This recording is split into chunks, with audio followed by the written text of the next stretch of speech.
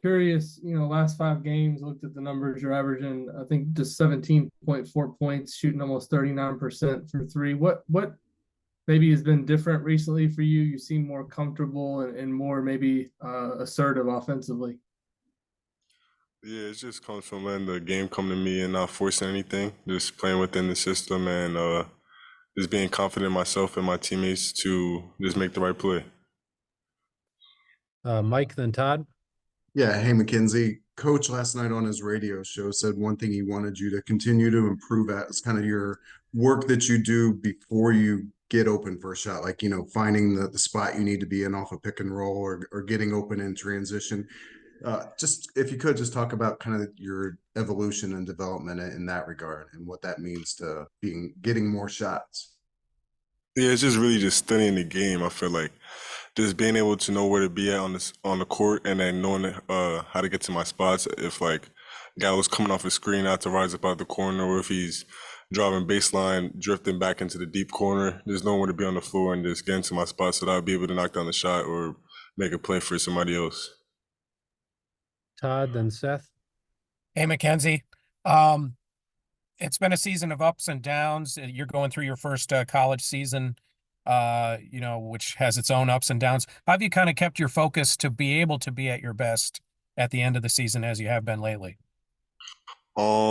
Just the people I have around me. I have a good support system that helps me keep my head on my shoulder and keep me on the right path. So just keep my head down, staying to work hard, and just trusting the process is really how it's helped me. Seth. Mackenzie, I know there were one or two moments during that Maryland game where you kind of let out some roars, showed some real emotion. It seems like you've been pretty even-keeled, stone-faced a little bit throughout the season. Are you starting to have a little more fun out there and trying to loosen up more as the season's gone on? For sure, for sure. I mean, that's just me though. Like I don't really. It's a poker face kind of attitude because I feel I should let my game speak for itself. But when big plays happens, just show a smile or something like that. Alex, then Mike. What has X brought these last 2 games that maybe you guys were missing in terms of just the offense? I mean, you guys scored 50 points in the second half against Maryland. Coming into that game, they were one of the better defensive teams in the Big Ten. It seems like maybe he's allowed you guys to do some things offensively that you weren't doing when he was gone. Yeah, X is a phenomenal player. He pushes the pace. I feel like when he's on the court,